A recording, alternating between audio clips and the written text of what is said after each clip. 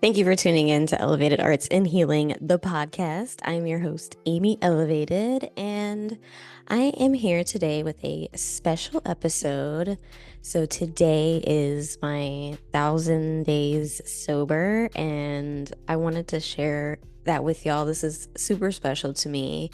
If you've been following me for a while, you may have seen a bit about my sober journey, and I've been sharing it more on the podcast. So definitely make sure you check those episodes out. Before we get into it, please be sure to like and subscribe on YouTube. You can follow the podcast on Spotify, and um, you can leave a review wherever you're able to leave a review, and let me know if you like it. Let me know how you're enjoying the podcast. So, we're going to go ahead and dive right in and um, sit back, relax, and enjoy. So, my 1,000 days sober is like a really big milestone for me, and I wanted to share that here with y'all today. And so, in honor of my 1,000 days sober, I'm going to share 10 things that I have learned in recovery thus far. Um, I like to count the days because I'm a numbers person, but it's not just about the days sober. It's about the choices. And I really see this as 1,000 choices to live, that I've made 1,000 choices to live. And I really like thinking of it that way. It makes it less of pressure about like how much time do I have, and you know what I mean? But I do like to check in from time to time, and I like to celebrate the all milestones. And yeah, so number one thing I have learned is community is everything. In early recovery, I did not have any sober community, and thankfully, I was in a place where I was separated from my comfort zone, changing the people, places, and things, and I was able to really think and honestly, this is the only time that I've changed my geographical location and it didn't follow myself. So normally when I first moved to Virginia, it was like I was out of my comfort zone and I was doing new things. And so I was like, oh, things are going to be different. And it really just fell into all of the same things. And I had to really figure out like, what did I want to do? Like, how do I want to change this? And I started with therapy. But yeah, in recent years, I've been able to actually build an online sober community so far, and that's been really helpful. Being able to speak with other people who are going through similar experiences, it truly is a saving grace, and it's really great to be in community with other Black people like me, and we can share our experiences moving through life and recovery and all of the things. So I really definitely appreciate my community and all of the corners of the world that they are. Second thing that I have learned, doing the work on myself in recovery is crucial. Recovery is about more than staying sober. Like there's a lot of work to be done after getting sober, especially if you are like me and have mental health diagnoses and are just working through things, honestly. Once I got sober, I realized there was more work to be done, and therapy helped me address a lot of the reasons why I abuse substances. And I had to really sit in my feelings. Like in early recovery, I had a lot of memories and a lot of feelings that weren't exactly tied to memories, but I was feeling a lot of things. And I think that is due to just being disconnected for so long. Like my entire 20s was taken up by my active addiction. And it's hard to know that I'll never get that back, but I'm doing so well now and I'm out here sharing and doing my thing. So I'm really, really proud about that. So Once I stopped running for myself, I was able then to get to know me better and what I need to be successful in recovery, like building my recovery toolbox. What does that look like for me? And, what can I do to make these things happen? Number three, the third thing that I have learned in recovery is my health and wellness and sobriety have to come first. Um, I've always been a person who put everyone and everything before me, and I'm also a mom, so I'm like predisposed to put everybody before myself, and that is what landed me where I am. I drained myself all the way down, and I didn't really know what to do. I didn't really know how to live life. And so now I make it a priority to make sure I take care of myself, make sure that I take breaks, make sure that I give myself time to decompress, that make sure that I am doing the things that I need to do for my mental health, like really just putting in the time and making sure I put my recovery first. So showing up for my meetings and the self-care goes right along with that because the better I take care of myself, the less I need something else to make me feel good because, I'm taking my meds now and going outside and exercising and hula hooping and all of the things. And it does get better. So that is that. And we're gonna roll on to number four. Movement is medicine. I've learned that movement is medicine. I've known this for a long time. Hoop dancing and kickboxing were such an integral part of my sobriety.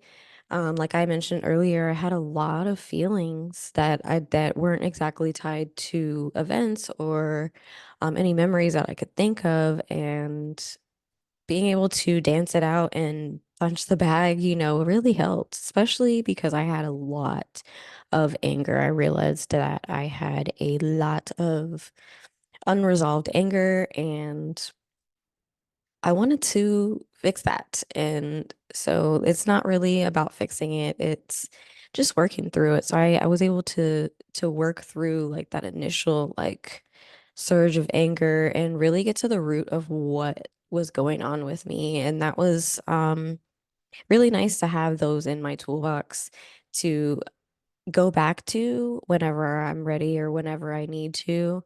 I definitely hula hoop a lot still. Um, and I hope to get back into kickboxing the way that I was before.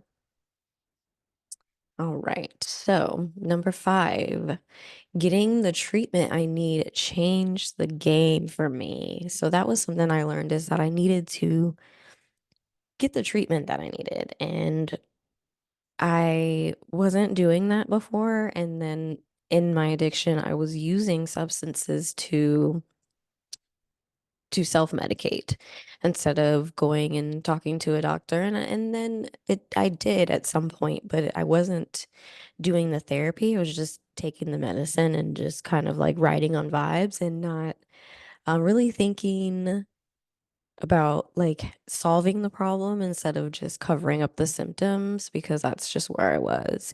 So once I got my mental health diagnosis of being bipolar, I was able to get the right meds that I need. And I mean, that was definitely a journey finding the right combination. It took a few tries and I had to advocate.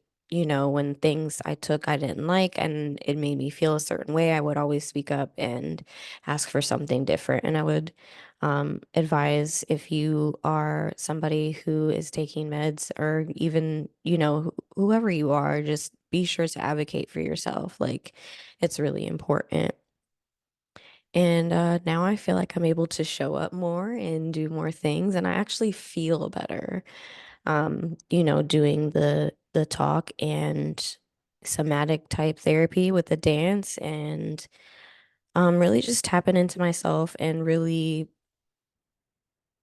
just giving myself love and showing myself compassion when things come up. Number six, the sixth thing I have learned is gratitude and a positive mindset will help you find peace and joy. When I first got sober, I didn't have much. And in the past, that would have really weighed me down. I would have been down about it, and I would have most likely used over it. And, I didn't this time. And something told me to just not drink. And I was like, okay, I'm gonna not do it. And so, with that said, being that I didn't have a lot, I had to intentionally find things to be grateful for. Like, I'm grateful for waking up, or I'm grateful for seeing that butterfly over there. I'm grateful that the weather was nice and I could sit outside today. So it was like so many different things to be grateful for. And then eventually it was like I didn't have to look anymore. It was just all around me. And that definitely softened me a little bit and made me feel good. And then I was able to kind of meet myself in a better place and know that just because I made a mistake, it doesn't define who I am. And it's okay to be grateful through the tough things that are really tough. Like it's okay to be grateful. And I'm really loving that. So, number seven is resilience is my superpower. And that's something that I've really had to learn. Being able to bounce back is something that I truly love about myself. And I didn't always love it. I felt like people were taking advantage of me being resilient. And if I'm being honest, now I know that I was also taking advantage of me being resilient. And that wasn't the best, most productive way to be with my superpower. And now I really am glad that it's something that I've learned and something that I've practiced because, things in sobriety are not always easy. And I just have to remember and have to keep the faith that, no matter what happens, I'm going to be able to come back. I'm going to be okay. And as long as I don't use, as long as I don't drink, as long as I don't pick up any drugs, I'm going to be just fine. And things will work out the way they're supposed to work out. And I will either be learning something or really accepting some blessings. So I realize that both things are a gift. And as long as I keep that positive attitude, I know that I'll be okay. Number eight, forgiving myself gave me space to grow and elevate. This one was hard for me at first. I was so mad with myself for the choices that I made, and it took me a while to not feel some kind of way when certain memories came up, and I just wasn't ready to forgive myself. And it took me a while to work through some things, and after doing some work in therapy and really tapping into myself, I started to forgive myself. I was navigating through a lot of unresolved trauma, and on top of that, I had become a brand new mom, and I suffered from postpartum depression. I also had undiagnosed bipolar disorder and an addiction on top of it. So like there was a lot of things going on, and um, it's like, of course, I did things the way that I did, and I definitely could have made better choices. And so now I'm doing that. Now I'm making better choices for all of the versions of me that fought to get here and just taking it one step at a time and continuing to take one step at a time. And then I just give thanks to that version of me for even sticking it out, for even having hope to get us here. Um, and that opens me up to give myself more compassion. And I'm just much nicer to myself now. And that has been life-changing for me, being nice to myself. So I always advocate for everyone to be nice to themselves because it starts with you. And then once you start treating yourself the way that you should be treated, you're able to notice when there are people who are not treating you the way you should be treated, and then you can kind of move accordingly from there. And you'll also be able to recognize when people are treating you the way you want to be treated, and then you can celebrate them and pour into them the way they are pouring into you. Number nine, finding a hobby helped me focus and help me not think about cravings. In my very early recovery, I dived right on into my art, my dancing, my photography, and I also had just opened a photography store, so that was something that I really placed focus on. And I started to be a little bit more present on social media because I knew I wanted to build this business, and I didn't know what I was going to do at the time because I was homeless and jobless and, all of the things, but I really had a good time recording videos. I would do my costumes and stuff. So I really just held on to those things. So I didn't really have a lot of time to think about it. When I did have time to sit, I just had to really sit with whatever came up. But having a hobby, like keeping me busy, like, and I don't mean like so busy that I'm not feeling, but just busy enough, using my free time to make art and enjoy it and, all of the things that really helped me because I didn't really want to I didn't want to go back to using. And that was really cool. So I would recommend finding something that you love to do. And I would probably start with something that you used to love to do that you stopped doing in your addiction if you are in a recovery.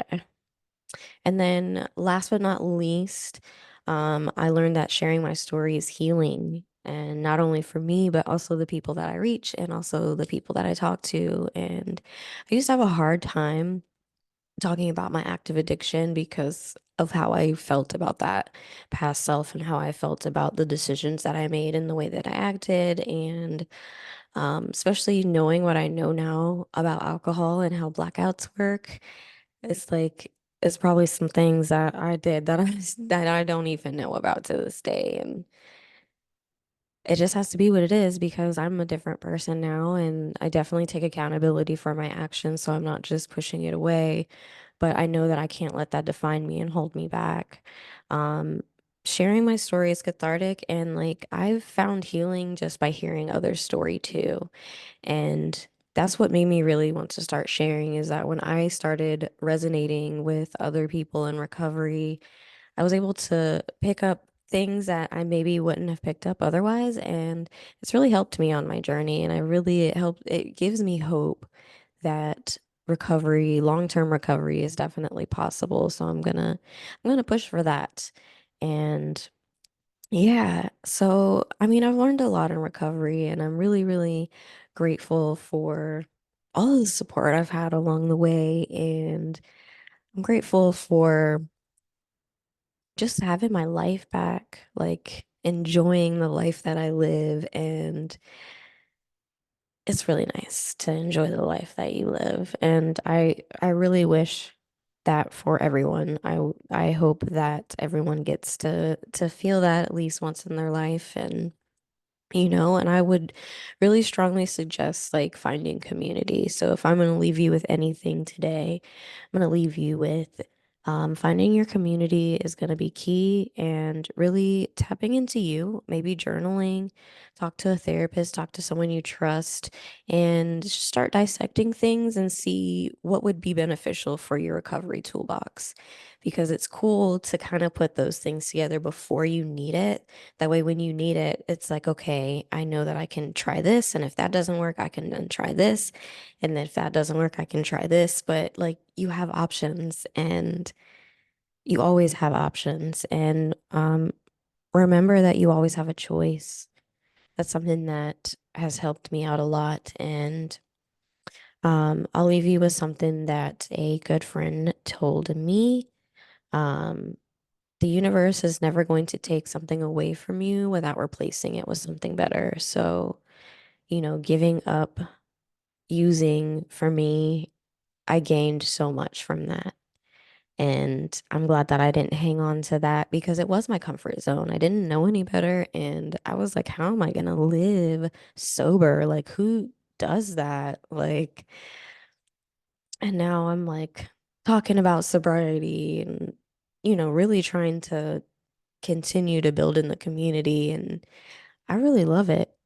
It does seem like I'm completely different and but I'm still sassy me, like I'm still that part, the core of who I am didn't leave, but the person that I was on substances, I did get to walk away from that. I did get to leave that where it was, let her rest, and now I can build back up and continue to share and inspire and grow and elevate and, just feel all of the things and all of the joy.